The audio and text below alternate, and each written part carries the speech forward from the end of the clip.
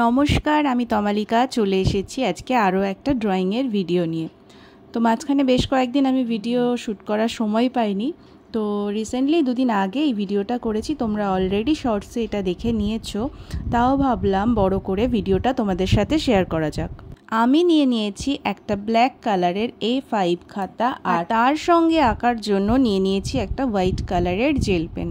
আর এটার সাহায্যে আমি একটা সুন্দর স্কেচ করে নিচ্ছি।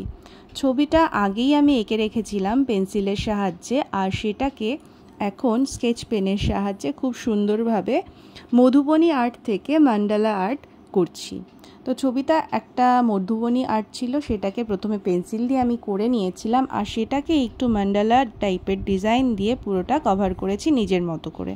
আমি এখানে যে ছবিটা এঁকেছি সেটা মূলত একটা গ্রামের দৃশ্যই বলা যায়। একটা মহিলা মাথায় করে একটা ঘোড়া নিয়ে হাঁটছে, আর তার সঙ্গে গ্রাম বাংলার প্রকৃতি বোঝানোর জন্য দূরের দিকে কিছু গাছপালা এবং একটা বড় গাছ আর ছোট ছোট কিছু ফুল আমি অ্যাড করেছি ছবিটাতে।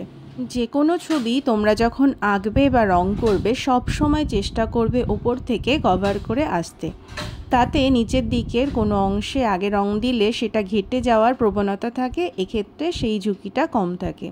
তো ঠিক একইভাবে আমি মহিলার পার্টটা দিয়ে শুরু করেছি, আর এখানে দেখো একদম ঘোড়া থেকে আমি কিন্তু হোয়াইট পেন দিয়ে আঁকাটা শুরু করেছি, আর তারপরে ধীরে ধীরে ওপর থেকে নিচের দিকে পুরো মানুষের ফিগারটাকে ফুটিয়ে তোলার চেষ্টা করেছি।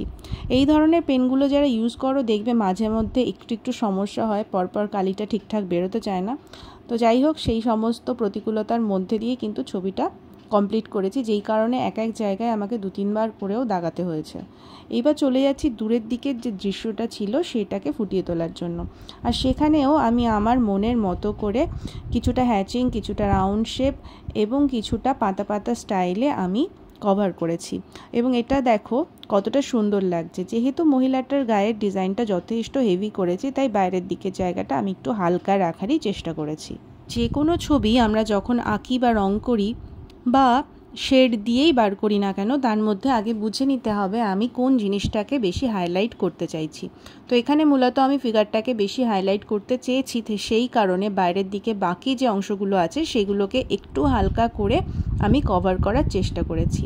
আর আমি এখানে আমার মনের মতো ডিজাইন করে নিচ্ছি। দেখেছো পাতাগুলো অলরেডি ভিজিবল হয়ে গেছে, আর গাছের ডালটাতে আমি সুন্দর করে ছোট্ট ছোট্ট ডট এবং হ্যাচিং দিয়ে ভর্তি করেছি, এবং এটাতেই যথেষ্ট ভালো লাগছে দেখতে। এরপর নিচের দিকে বলেছিলাম কিছু ফুল অ্যাড করেছি, সেই ফুলগুলোকেও আমি সুন্দরভাবে হালকার ওপরে ঠিক করে রেডি করে নিয়েছি। তার সঙ্গে পাতাগুলোতে আমি একটু হ্যাচিং করে নিয়েছি, আর ওপরে যে পাতাগুলো ছিল সেগুলোকেও আমি ওভারঅল একটু হ্যাচিং করে নিচ্ছি। আর রেডি হয়ে গেছে আমার সম্পূর্ণ ছবিটা।